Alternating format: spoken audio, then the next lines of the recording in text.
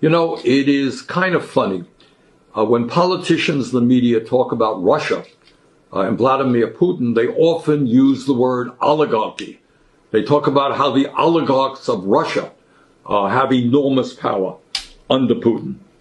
But strangely enough, the term oligarchy is very rarely used to describe what's happening in the United States, or in fact, what's happening around the world. But guess what? Oligarchy is a global phenomenon, and it is headquartered right here in the United States. The fact of the matter is, and we don't talk about it very much, but this is the reality, a small number of incredibly wealthy billionaires own and control much of the global economy, period. End of discussion. And increasingly, they own and control our government through a corrupt campaign finance system.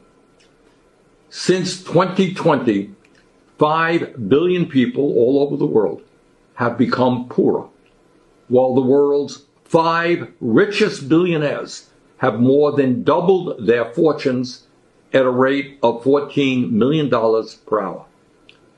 And listen to this. Elon Musk, the world's wealthiest man, has added 120 billion to his fortune just since election day. Got that? 120 billion since election day. While Jeff Bezos, number 2 guy, he only became $67 billion richer in the last month. And Mark Zuckerberg, he became 90 billion richer this year alone. In other words, the people on top who are already phenomenally rich are becoming incredibly richer. Over the past decade, the wealthiest 1% of the global population amassed $42 trillion in new wealth, while the wealth of the bottom half of society barely budged. In fact, as of today, the top 1% owns more wealth than 95% of the people on this earth.